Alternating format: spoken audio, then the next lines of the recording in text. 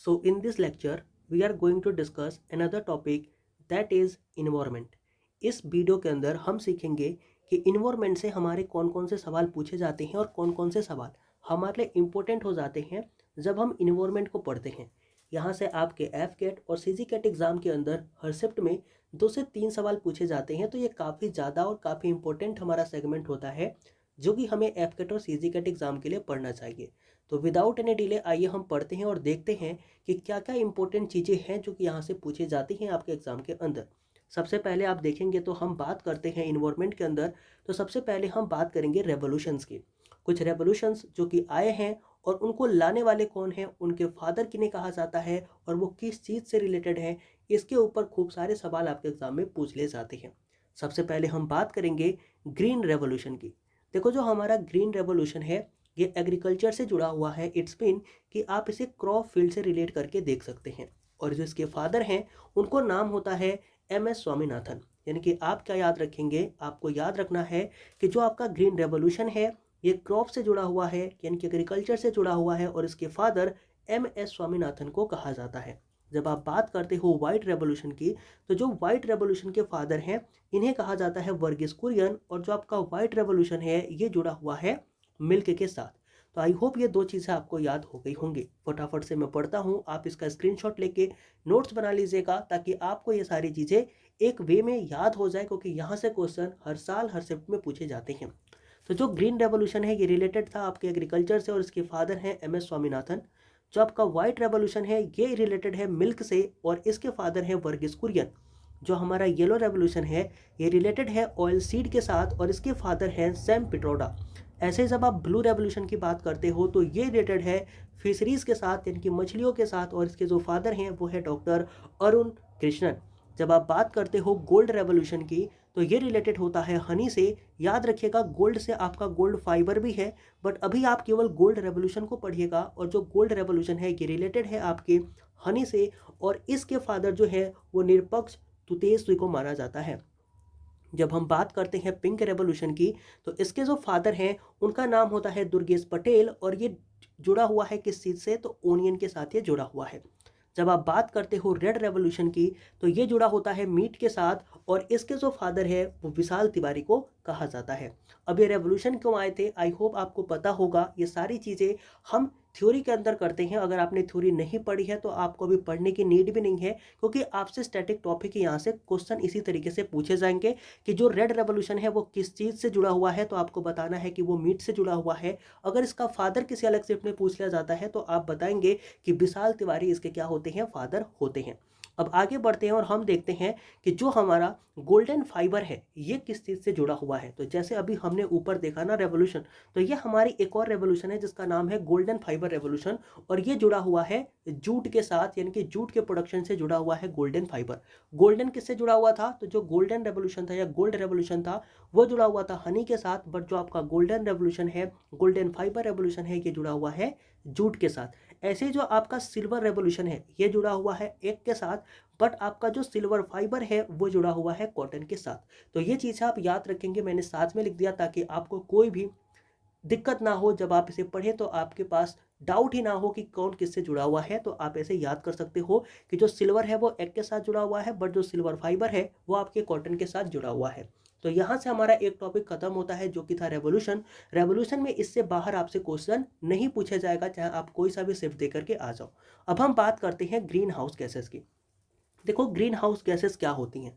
Green house gases वो gases होती हैं जो कि हमारे वायुमंडल को या फिर हमारे इन्वायरमेंट को वार्म रखती हैं। बट होता क्या है कि जब हद से ज़्यादा ये ग्रीन हाउस गैसेस यहाँ पर हो जाती हैं तो इनका हमें साइड इफेक्ट भी देखने को मिलता है, जो कि हमारी ग्लेशियर्स हैं वो पिघलने स्टार्ट हो जाती हैं और जो वाटर का लेवल है वो बढ़ना स्टार्ट हो जाता है, जिसकी वजह से कई सारे शहर डूब जाते हैं और जलाशयों में पानी आने से कई जगहों पर फ्लड जैसी सिचुएशन भी आ जाती है। तो ग्रीन हाउस गैसेस हमारे लिए फ़ायदेमंद भी होती हैं, क्योंकि अगर ये नहीं होती तो हमारे जो अर्थ का टेम्परेचर है वो बिल्कुल ही लो हो जाता और यहाँ पर जीवन ही संभव नहीं होता। बट इसके प्रोज और कॉन्स तो हमने देख लिए, बट अब हम बात करते हैं कि जो ग्रीन हाउस गैसेस है ये आती कहाँ से और ये है कौन सी। तो मैं आपको बता देता हूँ कि अगर आपने देखा होगा तो जो हमारा सन है, तो जब सन से हमारी रेज जब पृथ्वी पर आती है तो उनके साथ बहुत सारी हीट जो है वो भी हमारे अर्थ पर आती है। अब दिक्कत ये होती है कि जो ये हमारे ग्रीन हाउस गैसेस है ना, ये क्या करती हैं, जो शॉर्ट वेव होती है ना उनको आने देती हैं, मतलब जो शॉर्ट वेव होती हैं उनको तो ये आने देती हैं, लेकिन जैसे ही वो चीज़ लॉन्ग वेव में कन्वर्ट हो जाती है तो ये जो हमारी ग्रीन हाउस गैसेस हैं ये इनको रोक लेती हैं, ये इनको जाने नहीं देती हैं। आपको समझाता हूँ, आपको समझ में भी आएगा। फॉर एग्जाम्पल एक चीज़ मैं आपको बता देता हूँ कि जो भी बॉडी जितनी ज़्यादा गर्म होगी ना, वो उतनी ही शॉर्ट वेव क्या कर रही होगी, जनरेट कर रही होगी, और जो बॉडी जितनी ठंडी होगी वो उतनी ही ज़्यादा लॉन्ग वेव जनरेट कर रही होगी। ये चीज़ आपको अपने दिमाग में रखना है। तो अब जो हमारा ये सन है ये क्या है, बहुत ज़्यादा हॉट होता है। तो ये जब बहुत ज़्यादा हॉट होता है तो यहाँ से आपको शॉर्ट वेव बहुत सारे देखने को मिलते हैं। और यहाँ पर मान लो कि जो हमारे ग्रीन हाउस गैसेस है ना, मैं यहाँ पर गैसेस बना देता हूँ, ये हमारे ग्रीन हाउस गैसेस हैं, वो क्या कर रही हैं, इन शॉर्ट वेव को अलाउ कर रही हैं और ये हमारे पृथ्वी पर आ रही हैं। अब जो हमारी ये पृथ्वी है नीचे, इसने क्या करा, इसने इस शॉर्ट वेव को अज्यूम करा और अब पृथ्वी भी गर्म हो गई, क्योंकि यहाँ से हीट आया, पृथ्वी के अंदर गया और हमारी जो अर्थ है वो भी गर्म हो गई। अब ये क्या कर रही है, ये इधर से लॉन्ग वेव जो है वो जनरेट कर रही है। लेकिन जब ये लॉन्ग वेव वापस से इन गैसेस के पास जाते हैं ना, तो ये गैसेस इन्हें रोक लेते हैं और इन्हें जाने नहीं देते। जब ऐसा ये करते हैं तो इसकी वजह से जो ओवरऑल टेम्परेचर है हमारे सराउंडिंग का वो बढ़ जाता है, जिसके वजह से हमें बहुत सारी दिक्कतें होती हैं। तो अब हमसे क्वेश्चन यहाँ से ये पूछा जाता है कि जो हमारी ये गैसेस है ना, वो गैसेस है कौन कौन सी जो इस ग्रीन हाउस गैस को रोकती हैं। तो आई होप आपको कंसेप्ट समझ में आ गया होगा कि हम ग्रीन हाउस गैस किसे कहते हैं और हमें क्या क्या चीज़ें ग्रीन हाउस गैस से पढ़नी है और कैसे उन्हें समझना है। तो आइए अब उन्हें समझना और पढ़ना स्टार्ट करते हैं। तो सबसे पहले हम बात करते हैं ग्रीन हाउस गैसेस की। तो आपको पता होना चाहिए कि जो आपकी कार्बन डाइऑक्साइड है, जिसको हम CO2 कहते हैं, ये हमारी ग्रीन हाउस गैस है। ऐसे ही जो हमारी नाइट्रस ऑक्साइड है, ये भी हमारी ग्रीन हाउस गैस है। और जो हमारी मीथेन है, जिसका नाम CH4 है, ये भी हमारी ग्रीन हाउस गैस है। अगर हम बात करते हैं वाटर वेपर की, तो ये भी हमारी ग्रीन हाउस गैस है। और ओजोन की अगर हम बात करते हैं तो ये भी हमारी ग्रीन हाउस गैस है। अगर हम बात करते हैं क्लोरोफ्लोरोकार्बन की, तो ये भी हमारी ग्रीन हाउस गैस है। अब यहाँ से क्वेश्चन ये पूछा जाता है कि जो ग्रीन हाउस गैस है वो कौन सी हैं। तो आई होप आपको अभी ये सारे नाम देख करके ये तो क्लियर हो गया होगा कि carbon dioxide, nitrous oxide, methane, water vapour, ozone and chlorofluorocarbon is all are क्या है, हमारे ग्रीन हाउस गैसेस हैं। अब यहाँ पर आपको एक चीज़ मैं एक्स्ट्रा बताना चाहूँगा कि जो आपका ये नाइट्रस ऑक्साइड है ना, ये कहाँ से आता है। तो सबसे ज़्यादा जो हमारे ग्रीन हाउस गैसेस हैं जिनकी प्रेजेंस सबसे ज़्यादा है, वो है नाइट्रस ऑक्साइड की। और ये किसके वजह से है, तो एग्रीकल्चर की वजह से है। ये भी चीज़ आप ध्यान रखिएगा। जो हमारा एग्रीकल्चर है, इसके वजह से नाइट्रस ऑक्साइड कैसे आता है वो भी मैं समझा देता हूँ। तो आपने पराली का नाम सुना होगा, जो कि आपके पंजाब और हरियाणा एंड पंजाब और दिल्ली के जो किसान हैं उनके लिए काफ़ी दिक्कत ये करती है। तो जब ये पराली जलाई जाती है तो वहाँ से जो आपका नाइट्रस ऑक्साइड निकलता है ना, वो एक तरीके का क्या है, एक तरीके का ग्रीन हाउस गैस है। तो इसको आप याद कर सकते हो। और ये एग्रीकल्चर से जुड़ा हुआ हमारा क्या है, एक वेस्ट है जो कि ग्रीन हाउस गैस की तरह यूज होता है। और ये इसको क्या करके रखता है, इसको रोक के रखता है। तो आई होप इतना आपको समझ में आ गया होगा।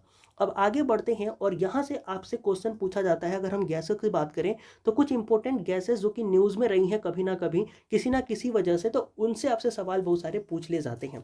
जैसे कि आपसे सवाल पूछ लिया जाएगा कि जो भोपाल गैस ट्रेजेडी हुई थी ना, उसमें कौन सी गैस जो है वो लीक हुई थी। यह आपका पीवाईक्यू भी है और ऐसे सवाल कई बार पूछे गए हैं एफकेट के अंदर। तो ये आप ध्यान रखेंगे कि जो भोपाल गैस ट्रेजेडी थी, इसके अंदर मिथाइल आइसोसाइनाइड जो गैस है उसका रिसाव हुआ था, वो जो है वो लीक हुआ था। तो इससे क्वेश्चन आपके एग्जाम में पूछा गया है।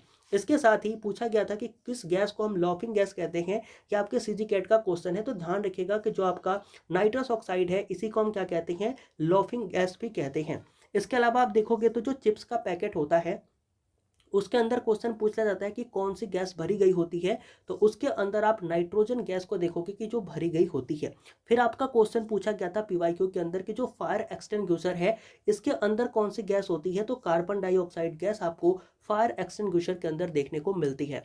अब आप बताओ, क्या इतने सारे पीवाईक्यू और इतने सारी चीज़ें करने के बाद क्या आपको लग रहा है कि आपके शिफ्ट में अगर गैसेस से क्वेश्चन पूछेगा तो इनसे बाहर पूछेगा? बिल्कुल भी नहीं पूछेगा। इन्हीं में से कोई एक दो गैस होगी जो कि आपके एग्जाम में पूछी गई होगी। अब हम बात करते हैं अब अपने एसिड वाले रेन की और आर्टिफिशियल रेन की। देखो, आपकी एसिड रेन भी एक होती है और आर्टिफिशियल रेन भी होती है। ये दो चीज़ें आपने पढ़ी होगी। अब जो आपकी एसिड रेन होती है और आर्टिफिशियल रेन होती है, ये होती क्या है। तो जिस भी रेन का पीएच, मैं यहाँ पे लिख रहा हूँ, जिस भी रेन का पीएच अगर 5.6 से कम है तो वो हमारी रेन कैसी है, एसिड रेन है। इस चीज़ को आप ध्यान में रखेंगे। अब एसिड रेन में होता क्या है, नॉर्मली रेन में क्या होता है, अगर आप उसे समझ लेते हैं तो एसिड रेन को आप समझ पाओगे। देखो रेन में क्या होता है, इनकी जब बारिश होती है तो उस समय पर क्या होता है, हमें कहते हैं कि जब आसमान से पानी बरस रहा होता है तो उसी को हम बारिश कहते हैं। यानी कि H2O अगर अकेला बरस रहा है तो वो हमारी क्या है, रेन है, यानी कि बारिश है। बस इस H2O के साथ अगर SO2 या फिर NO गैस आकर के जुड़ जाती है, ध्यान रखिएगा, अगर इस H2O के साथ यानी कि पानी के साथ अगर SO2 गैस यानी कि सल्फर डाइऑक्साइड गैस और नाइट्रस ऑक्साइड गैस आकर के जुड़ जाती है तो उस बारिश को हम क्या कहते हैं, एसिड रेन कहते हैं, और उसका पीएच 5.6 से कम हो जाता है। यहाँ पर कैलकुलेशन आप देख लो, यहाँ पर जब आप रिएक्शन देखोगे, जैसे कि SO2 जब H2O से मिलता है तो ये बनता है H2SO4 जो कि आपकी एसिड होती है। ऐसे ही जो NO है जब H2O से मिलता है तो ये बनता है HNO3 और ये भी क्या होती है, एसिड होती है। तो इस तरीके से आपको एसिड रेन देखने को मिलता है। आई होप आपको ये समझ में आ गया होगा कि एसिड रेन कब होता है, किसकी वजह से होता है। तो जब बारिश के पानी में SO2 या फिर NO गैस आकर के मिल जाती है तो आपको वहां पर एसिड रेन देखने को मिलता है। अब हम बात करते हैं आर्टिफिशियल रेन की। देखो आर्टिफिशियल रेन का मतलब क्या होता है कि कई जगहों पर सूखे जैसे हालात हो जाते हैं और उस टाइम पर गवर्नमेंट क्या करती है कि वहां के लोगों को राहत दिलाने के लिए, अगर आपने न्यूज़ देखा हो तो कई बार राजस्थान के अंदर गर्मियों के दिनों में आर्टिफिशियल रेन कराए जाते हैं, यानी कि बारिश कराई जाती है कृत्रिम रूप से। ये क्यों कराई जाती है, क्योंकि वहां का टेम्परेचर बहुत हाई हो गया है तो लोगों को राहत देने के लिए वहां पर आर्टिफिशियल बारिश करा दी जाती है। अब ये जो आर्टिफिशियल रेन है ना, इसका एक और नाम है और इसका नाम होता है क्लाउड सीडिंग। तो ये भी आप याद रखिएगा, पूछ लेगा कि artificial rain is popularly known as what, तो उसका नाम हो जाएगा क्लाउड सीडिंग। ठीक है, इस चीज को आप याद रखेंगे। अब आपसे क्वेश्चन यहाँ पर यह पूछा जाता है और पीवाईक्यू के अंदर पूछा भी गया है कि जो आपके आर्टिफिशियल रेन है उसके अंदर कौन कौन से हमारे जो केमिकल्स हैं वो मौजूद होते हैं। तो ध्यान रखिएगा कि silver iodide, potassium iodide, dry ice जिसका मतलब होता है कार्बन डाइऑक्साइड का सॉलिड फॉर्म, ये तीन चीजें यहाँ पर देखने को मिलती हैं। जब भी आप आर्टिफिशियल रेन की बात करोगे तो आपको ध्यान रखना होगा कि वहां पर सिल्वर आयोडाइड होगा, पोटेशियम आयोडाइड होगा और ड्राई आइस की बात करी गई होगी, तभी जाकर के क्या हो रहा होगा, आर्टिफिशियल रेन हो रहा होगा। तो ये तीन चीजें आप इसके लिए याद रख सकते हैं, इसके नोट्स आप बनाते चलिएगा क्योंकि ये सारी चीजें काफी ज्यादा इंपॉर्टेंट है और आपको हर शिफ्ट के अंदर ऐसे क्वेश्चन और सवाल देखने को जरूर से मिल जाएंगे। अब हम पढ़ते हैं कुछ हमारे इन्वायरमेंट के ऊपर जो बेस्ट एक्ट हैं जो कि भारत की सरकार ने लेकर के आए थे, उन एक्ट्स की बात आज हम करने वाले हैं इस स्लाइड के अंदर। अब यहाँ पर देखोगे तो हमारे एक्ट्स इन इंडिया है, मतलब कि जो जो एक्ट हमारे इंडिया के अंदर आए हैं उनकी एक बार हम बात कर लेते हैं। यहाँ पर सिंपल आपसे क्वेश्चन पूछा जाता है कि जो प्रोजेक्ट टाइगर है वो कब आया था, फॉरेस्ट कंजर्वेशन एक्ट कब आया था, प्रोजेक्ट एलिफेंट कब आया था, प्रोजेक्ट राइनो कब आया था। तो इसी तरीके से क्वेश्चन आपको पीवाईक्यूज के अंदर दिए गए हैं और ऐसे क्वेश्चन खूब सारे आपके एग्जाम के अंदर पूछे जाते हैं। तो सबसे पहले हम देखेंगे कि the water prevention and control of pollution act ये कब आया था। तो 1974 यानी कि 1974 के अंदर the water prevention and control of pollution act आया था। इसके बाद अगर आप बात करोगे प्रोजेक्ट टाइगर की, तो प्रोजेक्ट टाइगर को लॉन्च किया गया था 1973 में। तो इस चीज को भी आप याद रखेंगे। फिर आपसे क्वेश्चन अगर ये पूछा गया होता कि फॉरेस्ट कंजर्वेशन एक्ट कब आया था, तो यह आया था 1980 में। और अगर आपसे क्वेश्चन ये पूछ लिया गया कि the air prevention and control of pollution act ये कब आया था, तो यह आया था 1981 में। अगर आपसे क्वेश्चन पूछा गया कि जो प्रोजेक्ट एलिफेंट है ये कब आया था, तो 1992 में आया था। और प्रोजेक्ट राइनो कब आया था, तो ये आया था 2005 में। अगर हम बात करें नेशनल ग्रीन इंडिया मिशन की, तो ये कब स्टार्ट हुआ था, तो ये स्टार्ट हुआ था 2010 में। और वाइल्ड लाइफ प्रोटेक्शन एक्ट ये कब आया था, ये आया था 1972 में। अगर आपसे पूछा जाए कि इन्वायरमेंट प्रोटेक्शन एक्ट ये कब आया था, तो 1986 में ये एक्ट जो है वो आए थे। इन चीज़ों को आप याद रखेंगे तो यहाँ से भी एक आध क्वेश्चन आपको आपके शिफ्ट में देखने को मिल जाएगा। और यकीन मानिए अगर भारत के किसी एक्ट से सवाल पूछता है, इन्वायरमेंट से रिलेटेड किसी एक्ट से सवाल पूछता है, तो वो इन सारे एक्ट से बाहर सवाल नहीं पूछेंगे। अगर पूछते भी हैं तो आप नहीं करोगे तो फिर किसी से भी नहीं होंगे। तो इसलिए आप ये वीडियो और ये लेक्चर के नोट्स जरूर से अपने पास रखें और बना के रखें ताकि आपसे कोई भी क्वेश्चन वहां पर मिस ना हो। तो आई होप जो एक्ट्स इन इंडिया हैं वो आपको पता लग गए होंगे। अब हम बात करते हैं जहां से हर साल आपके एग्जाम में एक सवाल कंफर्म पूछ लिया जाता है, वो है हमारी फॉरेस्ट रिपोर्ट 2023, यानी कि जो फॉरेस्ट रिपोर्ट 2023 के अंदर आई थी उससे रिलेटेड कुछ क्वेश्चन जो कि करंट अफेयर में अभी न्यूज़ में हैं। तो यहाँ से आपसे क्वेश्चन पूछे जाते हैं, हर साल पूछे गए हैं, इस बार भी पूछे जाएंगे, चाहे वो सीडीएस का एग्जाम हो जाए, चाहे वो सीएपीएफ का एग्जाम हो जाए, या फिर आपका सीजी कैट या एफ कैट का एग्जाम हो जाए। यहाँ पर आप एक क्वेश्चन फॉरेस्ट रिपोर्ट से देखोगे ही देखोगे। तो एफ कैट और सीजी कैट के लिए जो हमारे इंपॉर्टेंट फैक्ट हैं उनको हम एक बार कवर कर लेते हैं फॉर आवर फॉरेस्ट रिपोर्ट 2023। अब यहाँ पर आप देखोगे तो जो forest and tree cover area है ना हमारे भारत के अंदर, वो कितना है, तो 25.17% एरिया जो है भारत के लैंड का वो forest and tree cover area के अंदर कंसीडर किया गया है। यहाँ पर आप देखोगे तो 88,27,357 किलोमीटर स्क्वायर का जो एरिया है उसके ऊपर आपको फॉरेस्ट एंड ट्री कवर देखने को मिलेगा। तो यहाँ से आपसे डायरेक्ट क्वेश्चन पूछेगा कि जो आपका forest and tree cover area है as per the forest report 2023 वो कितना है, तो 25.17% हमारी एरिया होती है। वहीं अगर आपसे केवल फॉरेस्ट एरिया पूछ ले जाए या फिर केवल ट्री एरिया पूछ ले जाए तो ये कितना होगा, तो फॉरेस्ट एरिया आपका हो जाएगा 21.76% और जो ट्री का एरिया हो जाएगा वो हो जाएगा 3.41%। अब आपसे एक तरीके का क्वेश्चन और भी यहाँ से पूछा जाता है और वो ये है कि जो फॉरेस्ट कवर एरिया है ना, मतलब जो फॉरेस्ट कवर एरिया वाइज हमारे टॉप स्टेट कौन है और परसेंटेज वाइज हमारे टॉप स्टेट या यूनियन टेरेटरी कौन है। तो आप देखोगे कि अगर एरिया वाइज अगर आप फॉरेस्ट कवर को देखते हो तो सबसे ज़्यादा एरिया जो फॉरेस्ट कवर में है वो किसके पास है, तो मध्य प्रदेश के पास है। दूसरे नंबर पे कौन है, अरुणाचल प्रदेश है। और तीसरे नंबर पे कौन है, छत्तीसगढ़ है। तो ये चीज़ आप ध्यान रखिएगा कि जो मध्य प्रदेश है यहाँ पर मैक्सिमम एरिया है भारत के अंदर जिसके ऊपर फॉरेस्ट एंड ट्री कवर है।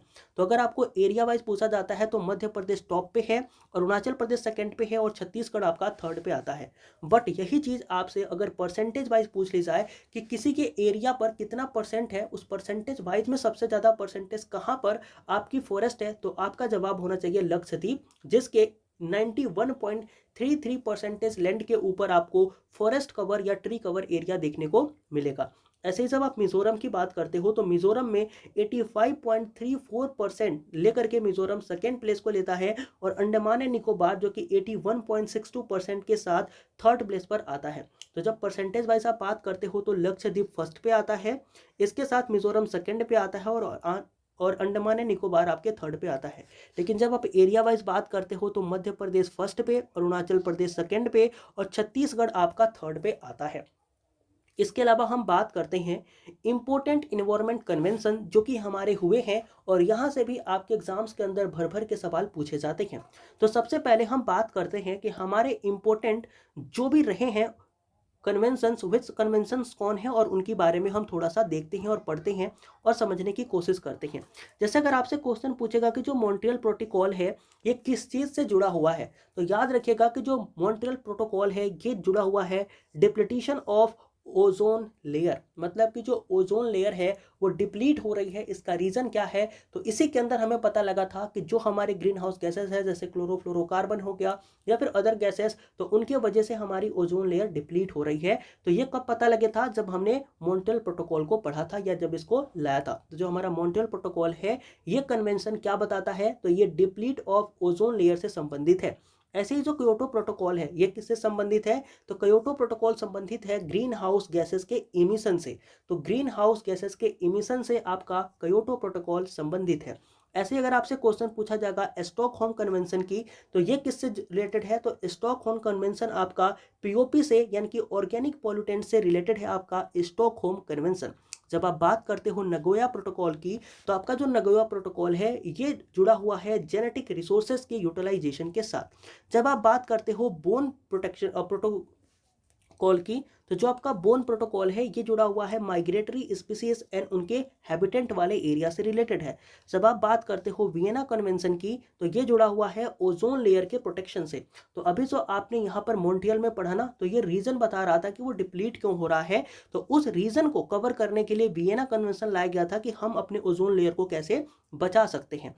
फिर आता है रामसर कन्वेंशन। आपको पता है रामसर कन्वेंशन जो है ये रामसर साइट से रिलेटेड है, और अभी तक आप देखोगे तो एज पर टुडे जो 85 साइट्स हैं हमारे इंडिया के अंदर, वो रामसर कन्वेंशन या रामसर साइट के नाम से जाने जाते हैं। और आपका ये जो रामसर कन्वेंशन है ये कब मनाया जाता है, तो याद रखिएगा कि रामसर वेटलैंड जो है ये मनाया जाता है 2 फरवरी को। ठीक है, वेटलैंड डे हम मनाते हैं इस दिन, और इसी दिन हम रामसर साइट्स को क्या करते हैं, बचाने के लिए पहल करते हैं।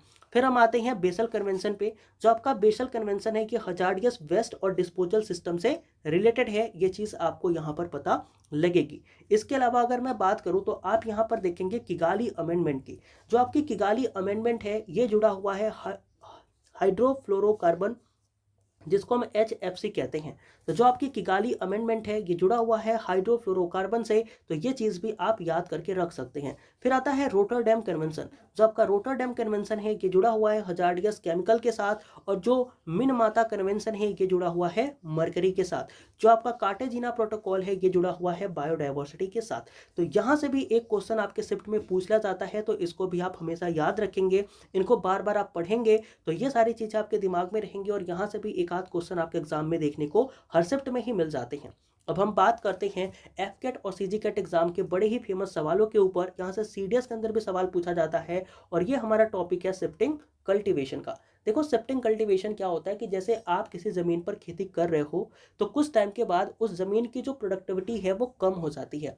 तो उस प्रोडक्टिविटी को रीगेन करने के लिए आप क्या करते हो, उस ज़मीन को छोड़ करके किसी दूसरे पीस ऑफ लैंड पर आप अपना एग्रीकल्चर करना स्टार्ट कर देते हो। तो इसी प्रैक्टिस को हम शिफ्टिंग कल्टीवेशन के नाम से जानते हैं। अब इस शिफ्टिंग कल्टीवेशन को कई जगहों पर कई सारे नामों से हम जानते हैं। तो सबसे पहले हम एक तरफ देखेंगे कि इंडिया में किस नाम से जानते हैं, फिर देखेंगे कि दुनिया में हम इसे किस नाम से जानते हैं। तो इंडिया में अगर आप शिफ्टिंग कल्टीवेशन की बात करोगे तो जो हमारा नॉर्थ ईस्ट इंडिया है उस तरफ इसे हम झूम की खेती कहते हैं। जब आप मणिपुर में जाओगे तो इसे हम पमालू कहते हैं। जब आप छत्तीसगढ़ में जाओगे तो इसे हम दीपा कहते हैं। जब आप मध्य प्रदेश में जाओगे तो इसे बेवार या फिर दहिया कहते हैं। जब आप ओडिशा में जाओगे तो इसे हम पामादाबी कहते हैं। और जब आप वेस्टर्न घाट की तरफ जाओगे तो इसे हम कुमारा कहते हैं। जब आप राजस्थान में जाओगे तो इस शिफ्टिंग कल्टीवेशन को हम वाल्टरे या वल्लरे कहते हैं। और जब आप झारखंड में जाओगे तो इसी शिफ्टिंग कल्टीवेशन को हम कुरुआ कहते हैं। तो ये चीज़ आपको इंडिया के पर्सपेक्टिव में याद रखनी है। But what about world perspective? तो अगर आप वर्ल्ड के पर्सपेक्टिव से देखोगे तो इस चीज़ को मतलब इस शिफ्टिंग कल्टीवेशन को श्रीलंका में चेना कहते हैं, जावा इंडोनेशिया में लडांग कहते हैं, नॉर्थ ईस्ट इंडिया के अंदर झूम कहते हैं, आंध्र प्रदेश के अंदर इसे पोडू कहते हैं, मैक्सिको और सेंट्रल अमेरिका के अंदर इसे हम मिलिया कहते हैं, वेनेजुएला के अंदर हम इसे कोनकू कहते हैं, ब्राज़ील के अंदर हम इसे रोका कहते हैं, और जो हमारा गुटेमाला है या फिर याकटान है यहाँ पर इसमें मिल्पा कहते हैं। जब आप ताबी के अंदर देखोगे, सॉरी यहाँ पर अगर आप मेडागास्कर को देखोगे तो मेडागास्कर रीजन में इस शिफ्टिंग कल्टीवेशन को हम ताबी कहते हैं। और जो हमारा वियतनाम है वहाँ पर इस शिफ्टिंग कल्टीवेशन को हम रे कहते हैं। तो जो रे है वो वियतनाम में कहा जाता है, ताबी मेडागास्कर में कहा जाता है, चेना श्रीलंका में, लडांग जावा में, झूम नॉर्थ ईस्ट इंडिया में, पोडू आंध्र प्रदेश में, मिलिया मैक्सिको में, और कोनकू वेनेजुएला में, रोका ब्राजील में, मिल्पा गुटेमाला में, ताबी मेडागास्कर में, और रे वियतनाम में। तो ये सारी चीज़ें आप ऐसे जब 3-4 बार पढ़ोगे तो ये ऑटोमेटिक याद हो जाती है। इनके लिए ना तो कोई ट्रिक बनानी होती है और ना ही कोई चीज़ एक्स्ट्रा करनी होती है। यहाँ पर match of the following type से क्वेश्चन आपसे पूछ ले जाते हैं आपके शिफ्ट का, आपके एग्जाम के अंदर। तो इस चीज़ को आप हमेशा याद रखें। अब हम बात करते हैं बायोडाइवर्सिटी हॉटस्पॉट की। देखो जो आपका बायोडाइवर्सिटी हॉटस्पॉट है ये भारत के लगभग 24.46% एरिया को क्या करता है, कवर करता है। आपसे क्वेश्चन ये पूछ लिया जाएगा कि भारत में कितने बायोडाइवर्सिटी हॉटस्पॉट हैं। तो बायोडाइवर्सिटी हॉटस्पॉट की अगर आप बात करोगे तो भारत के अंदर 4 हमारे बायोडाइवर्सिटी हॉटस्पॉट हैं। एक है हमारा द हिमालय, दूसरा इंडो बर्मा रीजन, तीसरा वेस्टर्न घाट, और चौथा सुंदरलैंड। तो यहाँ पर आपको पता लगेगा कि इन 4 जगहों को मिलाकर के जो भारत का एरिया है उसका 24.46% एरिया हमारे बायोडाइवर्सिटी हॉटस्पॉट के अंदर आता है। अब हम बात कर लेते हैं कुछ इंपॉर्टेंट डेज और उनके थीम से रिलेटेड। यहाँ पर हम मेनली कवर करेंगे इन्वायरमेंट को। बाकी इन्वायरमेंट के अलावा अगर आप देखोगे तो बाकी जो क्वेश्चन पूछे जाते हैं वो रैंडमली पूछे जाते हैं, बट जो आपका इन्वायरमेंट सेक्शन होता है यहाँ से आपके जो इंपॉर्टेंट डेज उनकी थीम है ये आपसे most of the time exam के हर शिफ्ट में सवाल पूछे जाते हैं। तो सबसे पहले हम बात करते हैं वर्ल्ड अर्थ डे की। देखो जो वर्ल्ड अर्थ डे है ये 2024 में मनाया गया और इसकी जो थीम थी वो थी प्लेनेट वर्सेस प्लास्टिक। ऐसे ही जो वर्ल्ड वाइल्ड लाइफ डे है ये 2024 में मनाया गया और इसकी जो थीम थी वो थी connecting people and planet.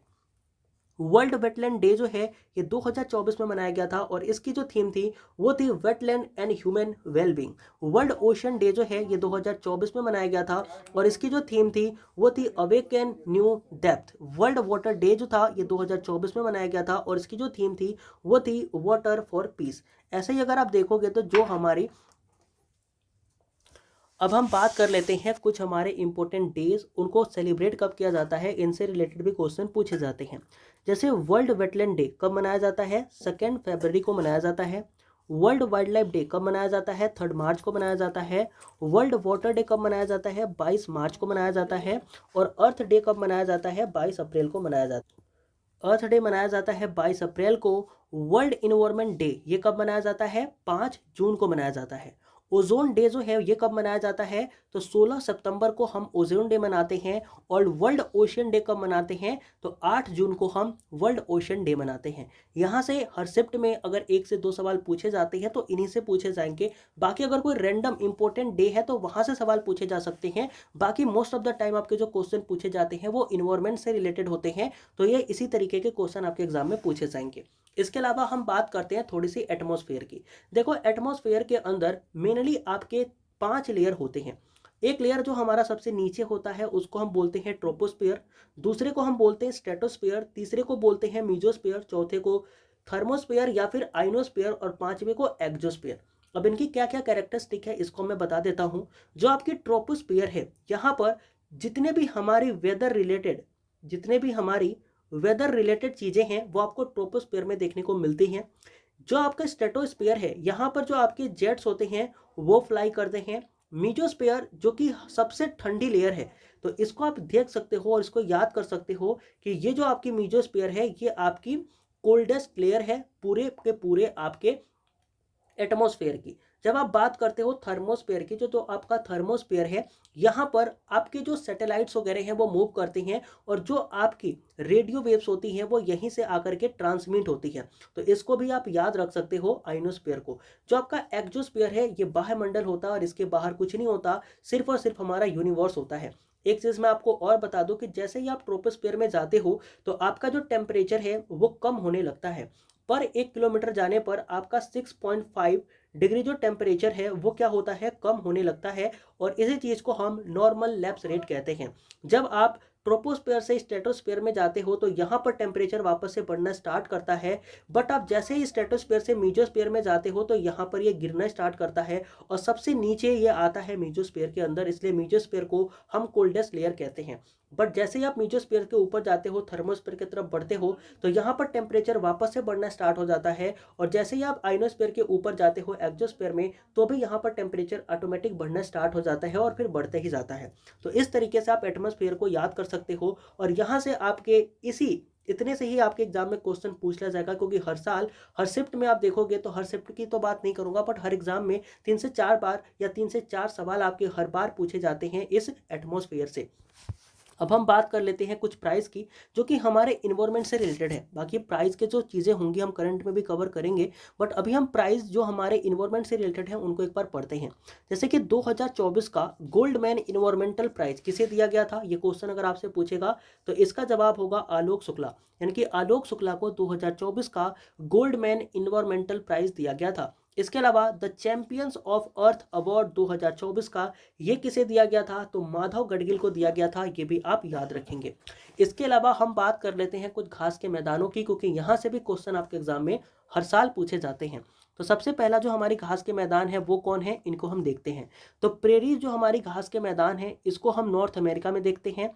Pampas जो हमारी है ये साउथ अमेरिका में पाई जाती है। जो आपकी डाउन्स घास के मैदान है ये ऑस्ट्रेलिया में पाया जाता है। और जो आपका सवाना है ये आपका अफ्रीका में पाया जाता है। इसको आप सेंट्रल अफ्रीका भी कह के याद रख सकते हो। जो आपकी वेल्ट वाली घास है ये आपकी साउथ अफ्रीका में पाई जाती है। जो आपकी पुस्ताज वाली घास है, यानी पुस्ताज जो आपकी घास के मैदान है ये हंगरी में पाया जाता है। स्टेपी जो है ये आपके यूरेशिया में पाया जाता है। और लानोस जो है ये वेनेजुएला में पाया जाता है। एक हमारी घास की मैदान होती है जिसका नाम होता है सोलास। तो जो ये हमारी सोलास घास के मैदान है इनको हम वेस्टर्न घाट के अंदर हम देखते हैं, तो इस चीज़ को आप ध्यान रखिएगा कि जो हमारे वेस्टर्न घाट हैं वहाँ पर जो हमारे घास के मैदान हैं उनको हम सोलास कहते हैं। तो इस तरीके से हमने क्या देखा इस छोटे से सेशंस के अंदर, जो भी हमारे इन्वायरमेंट के इंपॉर्टेंट कंसेप्ट थे जहाँ से क्वेश्चन पूछे जाते हैं। इस वीडियो का वेटेज आप देखोगे तो 6 से 8 नंबर का वेटेज आपको देकर के जाएगा, तो इसलिए काफ़ी ज़्यादा इंपॉर्टेंट हमारी वीडियो थी। तो इसको प्लीज़ आप अगर शेयर कर सकते हो तो कर देना, लाइक भी कर देना और बताना कि आपको ये इन्फॉर्मेशन कैसे लगी जो यहाँ पर मैंने कंसाइज करके दे दी। इससे आपके एग्जाम में क्वेश्चन डेफिनेटली पूछे जाएंगे। तो let's make it very very positive and let's make it fruitful to you. तो मिलते हैं किसी नए वीडियो में किसी नए टॉपिक के साथ, तब तक के लिए जय हिंद।